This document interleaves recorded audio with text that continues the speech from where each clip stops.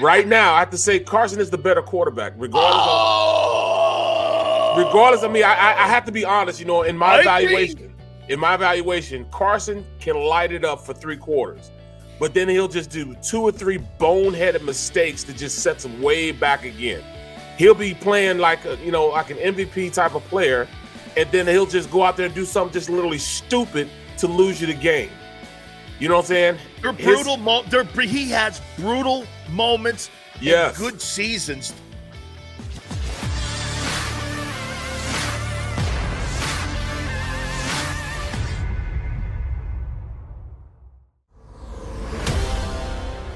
Let's go, NFL gods.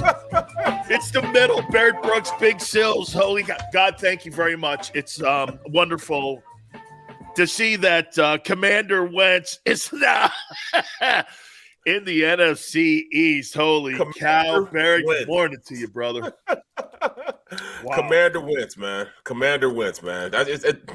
It just rolls off your tongue, man. Commander Wentz. Man. Can you believe it now? I mean, the best quarterback in the I can't go there. I did a piece for NBC Sports, man. I said, all right, where's Hurts now? He was number 2 in the division as far as quarterbacks. I said Dak Prescott and then Hurts. But do you say Dak Prescott, Hurts? Or do you say Dak Prescott, Commander Carson? It's Commander Carson's 2. Hey, but wait a minute. We've been saying this. What if Wentz goes to Washington? Yep. What does that now do? Okay? What does that now do? Actually, what does that do now to the division? I mean, here, let's hear you, man, because I said it yesterday on the afternoon show. My opinion was this. I think right now Washington's the team to beat in the NFC East. Am I wrong? Well, you have to go. Consider the fact that Dallas is losing all their players, all their star players. So you have to put the Commanders up there at number 1 simply because they have a better defense than both of our defenses. You know what I'm saying? Better than the Cowboys, better than the Eagles. And then you simply just put Carson behind the wheel of a team that's starving to be better than they had. Tyler Heineke was their starting quarterback. And they almost beat us once. They were a better team if they had a quarterback. They have a quarterback. Remember they got hit with COVID? They got hit with COVID too, by the way. Thank you, Showtime. They got hit with COVID. We played that one game. They didn't have half the roster, and the Birds beat them, right? And then, I mean, Heineke played great against Brady a few times, and even in that postseason game, when their defense was playing, they get Chase Young back. I mean, let's go down the line here. Watch this. Let's put rosters next to one another, and let's start this. What team has a better coach, Eagles or Washington? Ron Rivera versus Nick Sirianni. Who would you take? Well, you got to take Ron Rivera, man. Seriously, you take Ron Rivera, you put him with the Eagles. You got a totally different team. We're still learning who Nick Sirianni is. You just got to be realistic with it. He didn't just come in and just become this savant coach. He's still got some learning to do. You have a former head coach that's now a head coach who's been there, been behind the wheel of a team before.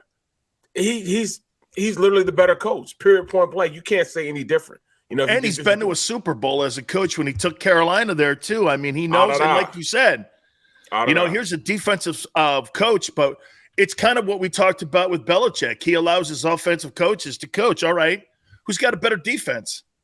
There's no question. I mean, look at the front. Look at the front 4, right? I don't want to look at the front 4. I know, right? Okay. Eagles have the advantage in the O-line. Yes, they do. They have the advantage of the O-line. But you look at this defensive line. They went out and got they have Payne, they have Allen. Then Montez Sweat, a former first rounder, in the combine ran a 4.3. He's taking his game to another level because he's opposite one of the best players at defensive end in Chase Young. So, all right, blew us out of water with that. Then you look at the linebacking core. It's pretty even then. You have, was it Davis? Yeah. Davis moves the middle linebacker. Holcomb's pretty good. And Bostic, I don't know if they're going to sign him back. Let's go to the secondary now. Landon Collins is safety. He's better than our safeties, no doubt about it. We have better corners. But other than that, Kendall Fuller's all right. He's pretty good. Jackson is okay also. But, we might have the better corners if we sign back Nelson. But at this point, that defense is undoubtedly way better than the Eagles, way better than the Dallas Cowboys. And they got a better scheme. Yep. They got a better scheme because of the head coach. So, look, you can have the same talented players and the same grade for defense, but what's your scheme? What are your players and how do they play in that scheme? You know what I'm saying? I can have really great players, but if I have a Tampa 2 or I have a cover 3 defense, Barrett, sometimes those pieces just don't fit in the hole. Yep. And Ron knows what he's doing. How about running backs? I think I like the Washington running back. I think he's a very talented football player. Yeah, Antonio Gibson. Yeah. Pretty good, former receiver, gets to the NFL. They move him to running back, because he played receiver only because he couldn't get any burn at the running back position. At the time, what's his name? Who the Eagles have? What is his name, man? Kenneth Gainwell. Kenneth Gainwell was the starting running back, and Gibson wasn't getting any burn. So then he moves to wide receiver, becomes a great wide receiver. They draft him, bring him into Washington, move him back to running back. He gains a little weight, and now he's running the rock. He has hands to catch out the backfield. They have to sign back McKissick. I don't know if they'll be able to do that, but that 1-2 punch is pretty good, man. Okay. And now we go to – how about this? There's a number 1 wide receiver in Washington. There ain't one in Philly. Well, you got Terry McLaurin, former Ohio State guy. We know he can play. He had a lot of injury history last year. But they have to sign back Cam Sims. Cam Sims is another one of those Alabama wide receivers, but he just didn't – he stepped into the role of being the lead receiver last year because Terry McLaurin wasn't playing a lot, and he did pretty well. He showed that he can be a pretty good wide receiver. So with Terry McLaurin there, he is a perfect number 2. Speed, size, quickness, he's pretty good. Other than that, I think we have the better wide receivers. Even looking at how that all shakes out. I think we have the better wide receivers. Let me ask you the most important one now. Who's got the better quarterback? Now, see, that's. You careful now, careful now, Barrett. You're gonna.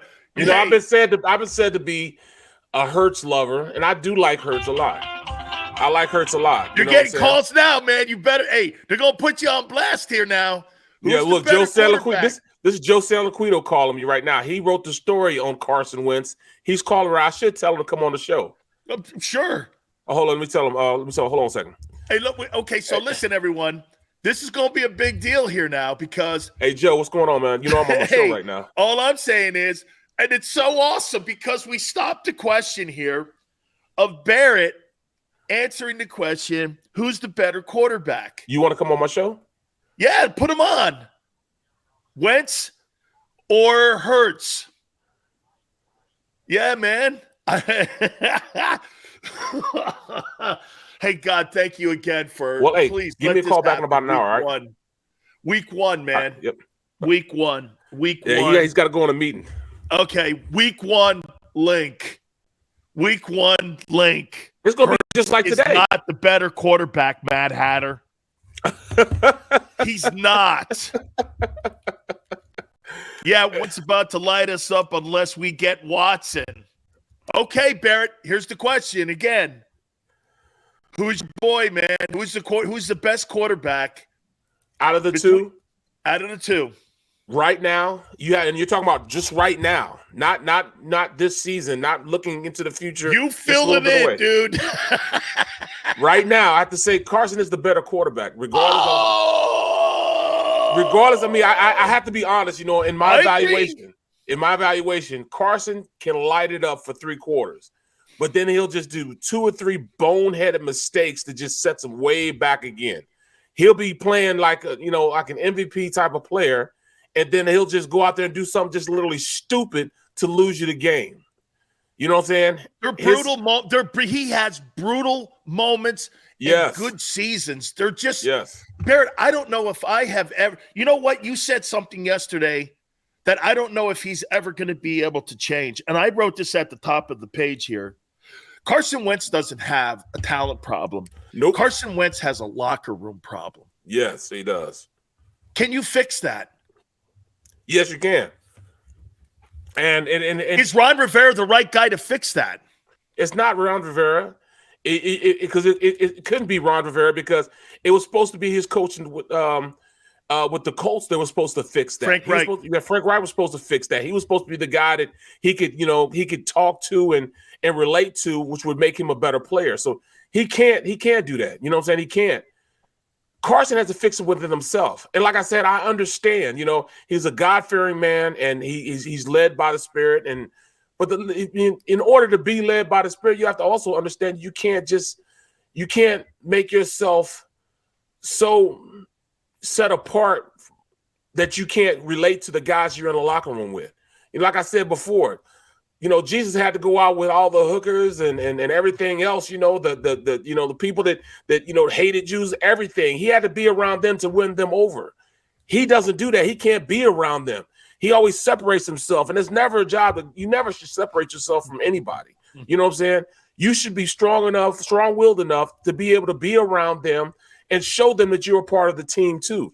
You can't just ostracize them. And I think he has a problem with that. And until he fixes it himself, it's going to be hard for him to relate in that locker room, get guys going and behind him in the locker room. You didn't hear anybody at this point say anything in Carson's defense after the season was over. Not one player stepped up for him. You talk about, a team with the Eagles. If they did this, it was the same thing going on. If they had a relationship with him, they would step up. They would be saying stuff. Zach Ertz didn't defend Wentz at the end of the year? No, because Zach Ertz got screwed by him. Because Ertz was like, hey, why don't you go to management and tell him, hey, you want to sign a long-term deal. We're just like peanut butter and jelly. You're my guy. I'm your guy. I'm what's, giving you the numbers that you're having. I'm your favorite target. And he refused to do it. So it kind of led to a rocky relationship, which led to him being out of here. And Ertz was the only guy that, really got along with him in that capacity. Hey, Barrett. Hey, Xander, put Washington Wentz up. Put that take, Wentz has a Rodgers personality problem without Rodgers talent. Is that fair? Wow, that's pretty good. That's a great take. That is. Right, that is. I mean, you're talking about a superior talent in Rodgers, but he didn't have, Rodgers doesn't have a likability, but who cares if they like him or not when he's, winging it like 44 touchdowns, 4 picks. I don't care what he is. Right. You won 39 games in 3 years. I don't care if the guy's a jackass. You can be as awkward as you want to be if you're out there producing. But when you're not producing, you can't be that guy. You cannot be a pain in everybody's butt if you're not winning games and applying yourself and being a proven leader / optimizer of your talent on the field. He doesn't take advantage of the talent he has. It's not a question of he can play this game at a high level. I've seen him play the game at the high level. I've seen him go out there and look just as good as any quarterback in the league. But then he turns around, does some boneheaded stuff that he looks worse than everybody else. You know what I'm saying? He's just an oxymoron, man, the way he approaches the game. And he turns around, he never takes accountability for what he does. Never. He never takes account. It's always somebody else's, or it's always we didn't do it if he messes up. But if we win, I was able to execute the play. Come on, man. You know what, Barrett? I think he looks at the huddle with binoculars. Everything is straight ahead, whereas the number one thing Tom Brady did when he got to Tampa, the first thing he did, Bruce Arians told me this.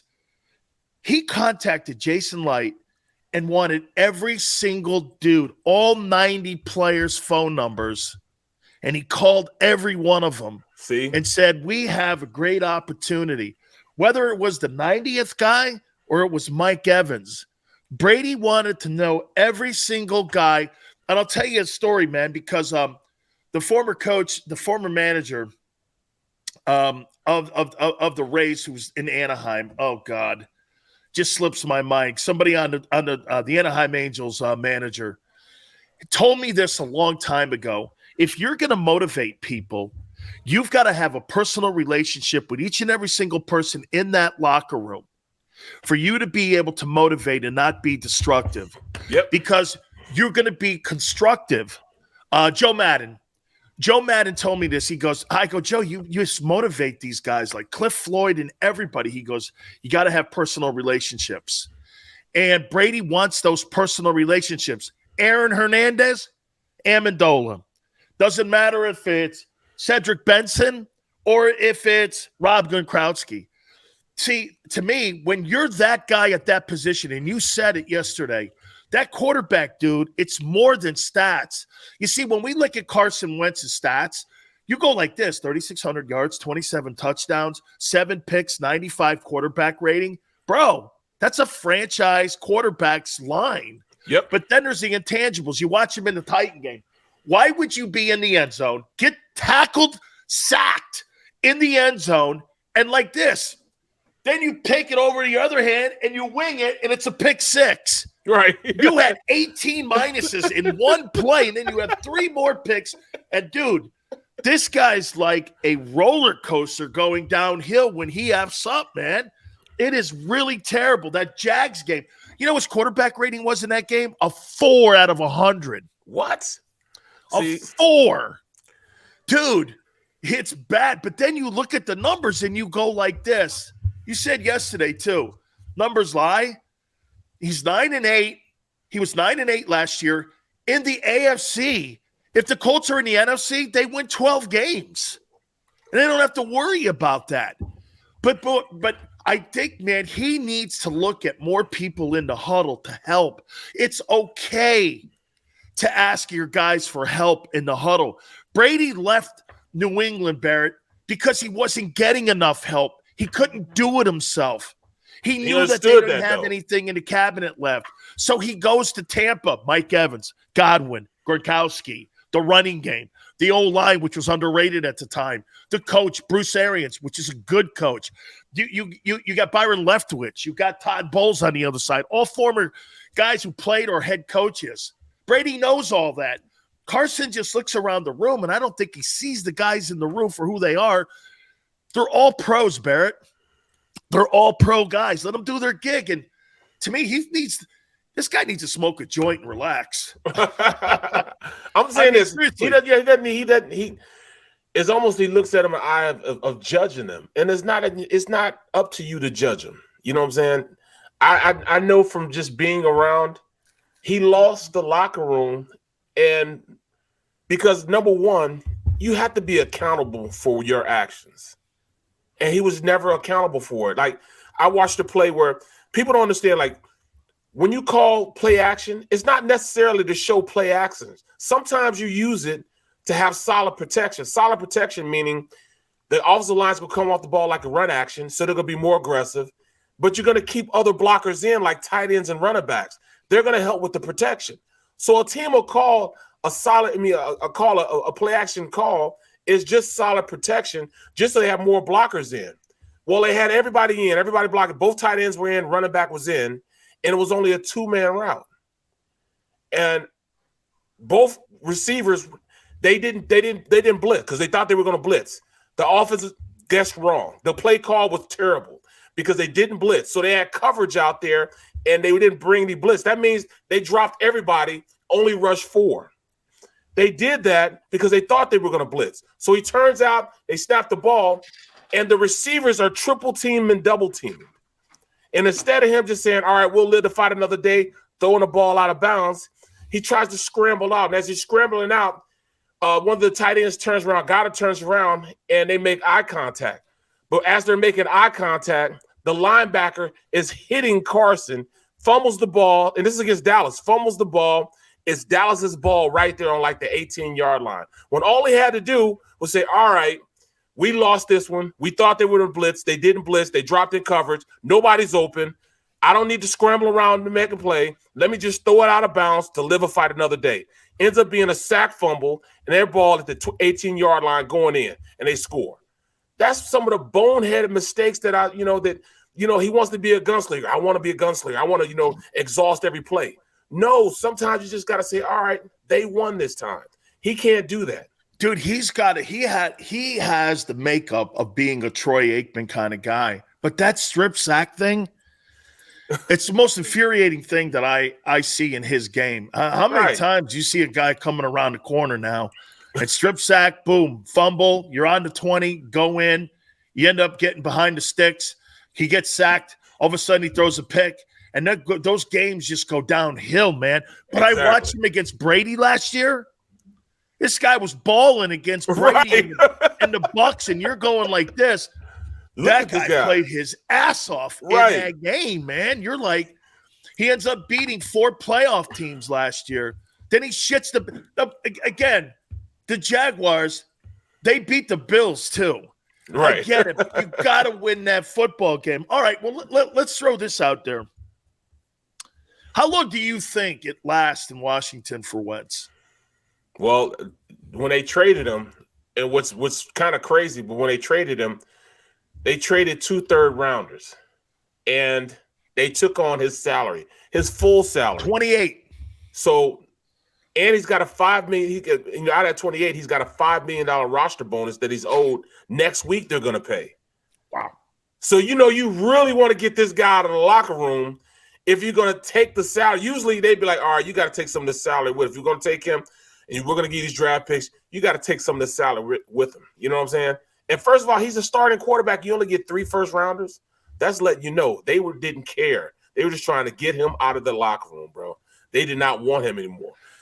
$38 million the Philadelphia Eagles had in dead money on the books last year. It was 34. It was 34 million. And get this, just to get his ass out of the locker room. What does that tell you? Dude, $34 million in dead money.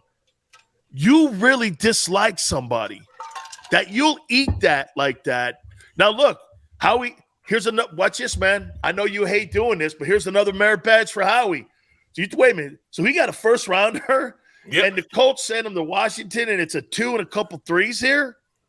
Dude, Howie, another win for you, dude. You get it there. And get this. Now, if you look at Wentz's deal, $28 million. Roster bonus, I get it, but salary-wise, $28 million. He's underpaid. Yep. You got a deal now because remember what you were saying? 29.7 is the floor now and what the market value is, because that's what those franchise tags are. They're telling you what the floor is for that respective position. O-line 16.6, D-line 17.3, 17.2. That for really good starting great productive players in the league, that's the benchmark where you are in the floor. So 29.7, okay, you got a market deal for Carson Wentz, who had a Pro Bowl season last year. Yep. He didn't have Pro Bowl moments in all them games, but dude, 3,600 yards, 20. I keep going back to that, and I can't believe that the Colts moved off of that guy. Now, are you into Deshaun Watson sweepstakes? If you're the Colts, I find it hard to believe they'd keep him in the AFC. Personally, Barrett, I think Seattle's got to be in this thing, or they're going to draft, like I'm predicting, they're going to draft a quarterback at 9 now with Denver's pick. How does this thing affect the NFC now when it comes to the Eagles? Let's put it on the Eagles here. How does this affect the Eagles now? Do the Eagles sit pat with with Hurts, because Wentz is now in the division? Or do they feel comfortable with what they got? Well, that's the problem right now. The Washington wants to get better, so they want to win the division. They now have the opportunity to win the division, and if you're not getting better, you're getting worse. And if the Eagles stand steadfast in what they're doing, they're not getting better. So how do you go out there and kind of, equalize, the fact that, all right, they went out and got a quarterback now that you can say is a franchise player. He doesn't always play like that, but there's times he looks like a franchise quarterback. What do you do as a team to stay ahead of the game and not lose traction in this division? Well, number one, you either got to trade for probably the last quarterback that you can get. That's a guy that could be a difference maker in your organization, and that's going to get Watson. You got to exhaust every opportunity in getting Watson in order for you to get better. If you can't do that and they want too much for it, I can understand that. So what do you do now? You now have to go out there and fortify that defense. You must fortify that defense because there's too many weapons in this division for you not to have a good defense. Gannon needs help. He needs a whole lot of help. So if you don't go out there and really draft on the defensive side of the ball, this will be a bad season for the Eagles, period. Dak Prescott without Amari Cooper. Look at the three quarterbacks because Daniel Jones, bro. I'm not looking at Daniel Jones, man. I refuse to. I don't see Daniel Jones. They're even talking in New York about looking at Mitchell Trubisky because Brian Dable had him up as a backup. Yep. Up in Buffalo. So I'm like, okay. I think that's almost a done deal. Me too, man.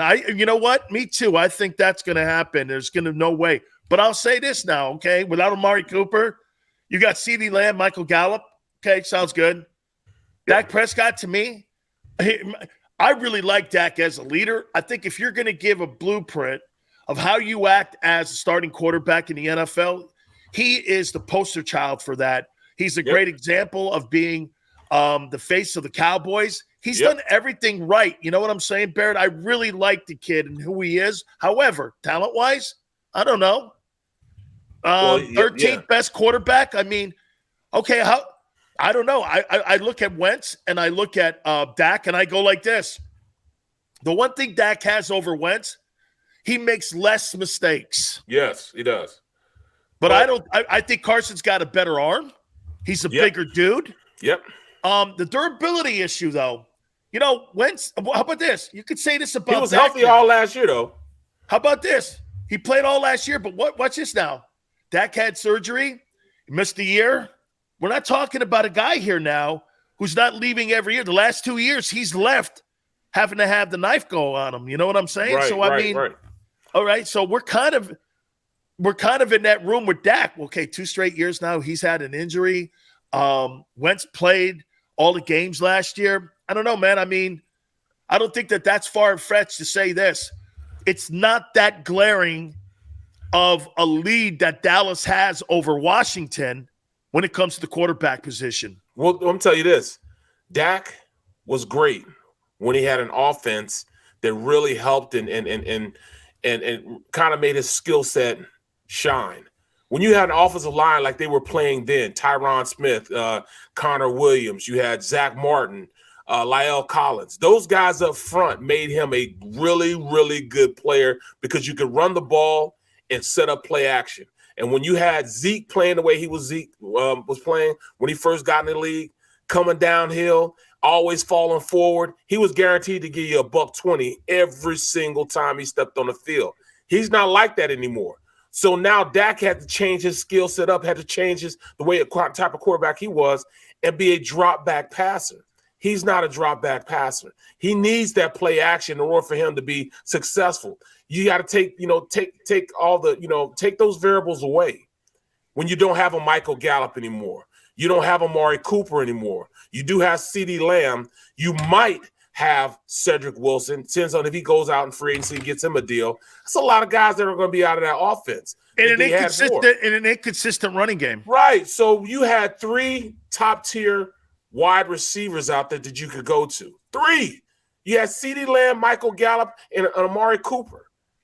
That's an embarrassment of riches. Then you have Ezekiel Elliott. Oh, and by the way, Tony Pollard played like he was a starter. Oh, yeah.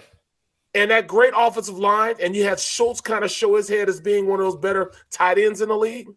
You could play and be a great quarterback with those. Now you put Dak in around the weapons that Carson had and that Jalen Hurts had. I can almost guarantee you won't see the same Dak. No way. If you will not see it. If you changed teams and you put Hurts, Jalen on that, I wonder how that would look because Jalen can't find the open guy. Well, then you wouldn't have to find open because everybody be running wide open like they were when Dak had all those guys playing together. You don't have to read then. You just throw the ball. Now you see Dak had to read the defense this year. And he was an average quarterback because he had to read the defense. Not every quarterback that you see is reading a defense. Not all of them can do it. Just like everybody says, all right, you see how good A-Rod is. Rodgers does not read defenses. Rodgers reads his players. He reads how open they are. He sees those open windows. He doesn't throw to spots. No, he throws it to guys. Now, Brady does. Brady will throw to a spot because he sees who's going to vacate and who they're going to come. That's why you saw when early in the game against the Eagles, he was throwing to spots, and those guys weren't there because they weren't running full speed. It's a difference in how you look at teams and how you look at Aaron has more arm talent. Yes, exactly. There it is right there. He will go to the player knowing that the player is going to work with him. He's not reading the defense. He's not looking at all they're in cover two. He doesn't give a damn about cover two. He knows that his guy is going to get open at this point because he's seen him run those routes and he believes in his arm and he believes in his player. It's a total difference. That's the same way Dak Prescott reads the game. He knows guys are going to be running wide open because the offensive line are blocking and everybody's looking for them to run the ball. So there's going to be wide open places in that zone or whatever you have because you have to respect the run game. You make that defense play both the run and the pass, it gives you a leg up on that defense. So that's why he was so good. When he had to go out and read defense, he wasn't doing too good either. Let me throw this at you here. So what if Ron Rivera in the offseason goes out and gets Bobby Wagner, DeMarcus Lawrence, and Kyle Hamilton to the defense too? I mean, you got to look at this now. Okay, so you got your quarterback situation taken care of. Okay. Now you get another edge rusher on the other. Because look, one thing we've learned, you put another edge rusher next to a great pass rusher like they had Von Miller or Ingram in Kansas City. Yep. You put another guy on the outside of Chase Young, and you put an experienced linebacker in the middle with Bobby Wagner, and you draft this kid on a rookie contract, Kyle Hamilton. Man, I'll tell you what, with the weakness of the NFC this year, Washington – again, here's the issue. If I'm Ron Rivera, this is how I coach Carson. Dude, we can't have turnovers. Yep, Carson, that's it. We can't have – but Carson comes back and goes, hey, I trust my guys. I only had 7. Yep. and I go, there's your problem right there. Yep. Just say yes. Right. Just say yes. Right. That's what it is. He doesn't know how to do that. There's no debate. Take accountability. No. There's no debate here. Nope. This has been your issue, playing hero ball. Yep, exactly. Okay? This is your issue here. Protect the football. Carson, I'm not looking for the spectacular play. I'm looking for staying away from the dumb play. Your dumb plays have cost you time at 2 places, Philly and Indy. Yep. He needs hard coaching. I don't know if he can receive hard coaching. You've got to look at him and say, dude, here you know, it's funny, Barrett, I'll tell you something. And my coach said this to me before. I'm sitting in the locker room and I was I'll tell you what, I was a handful. Jimmy posted that too on my Twitter 2 days ago. Sileo was a handful. And I'll tell you what, I'll tell you why I didn't start right away too. Yeah, man. Man. I'm the top guy here. I'm me. Right. I go into a game. I'll tackle the guy. I'll play the guy. I finally go to Jimmy. I go, why are you not starting me? I'm playing 80% of the plays. I'm out playing the guy. He goes, how many eyes did you just say there? When you freaking get it, you'll get it. So the next day in the media, when a guy asked me a question, yeah, I'm just proud to be part of a team, and I'm proud to be a small pebble in the sand here. Jimmy goes, now we're getting it here. I started, I never looked back. He goes, right. Now we're getting it. And I'll never forget. He's in practice, and I'm like, he's getting on my shit about something. I finally go like this, fuck, man. Why are you always hollering at me? Jimmy Johnson looked at me and went, let me tell you something, Dan. You should worry when I'm not hollering at you. Yep. Exactly. Because they have an expectation on you. My coach used to ride me all the time, especially my college coach Snyder. He used to ride me all the time because he saw something in me that I didn't see in myself. You know what I'm saying? I was too young, dumb, and doing the wrong things. I wasn't a bad guy. You know what I'm saying? I didn't get in like trouble.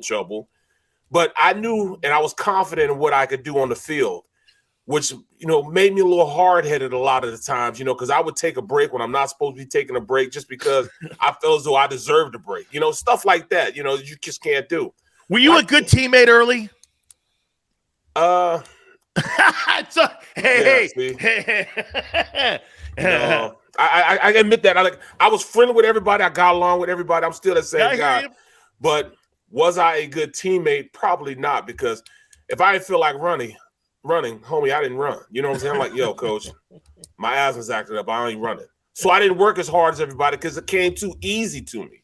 You know what I'm saying? Everything was just too easy to me when I was in high school, when I got to college. It was even easier in college. I was just one of those guys that, all right, I would just work hard enough until it clicked. Everything that I do, I'm going to do it to the best of my ability. And from that point on, I was cool. But before that, man, I'm like, man, I ain't running today, bro. You know what I'm saying? I'm not running today. And I was setting a bad example for the rest of my teammates. Instead, so until Snyder, came around, we used to call him Snyder. Snyder, here comes Snyder. He'd come over and he would dig into me something tough. He would call my mom, tell my mom on me and everything, bro. Everything. Hey, Brooksy, you need me to call Phyllis? I'll call Phyllis now. By first name, not Miss Brooks, Phyllis. I'm going to call Phyllis now. Like, come on, man. You know what I'm saying? Get that driftwood going. Right. She get that driftwood. Let's take a timeout. I want to rank the top 10 teams. Hold on. Right here, look at this. Dan was a handful. Dude, man, do you know how many times he called my grandpa? Oh, and my grandpa would do this. Kick his ass. Kick his ass. Don't tell him he's good. Don't ever tell him that. I mean, kick his ass. Jimmy would just, man, he'd come up to me, man, and he'd go like this. I'd go, so I had 14 tackles in a game, and you gave me an 87. Butch Davis, I go, you two gave me an 87? I fucking killed Florida. That makes me throw up in my mouth. Let's take a time. I want to rank the top 10 NFC teams, okay? You ready? Right. Yep. Think about it here, all right? Hey, Barrett Brooks, Dan Sileo, the middle, back at 3.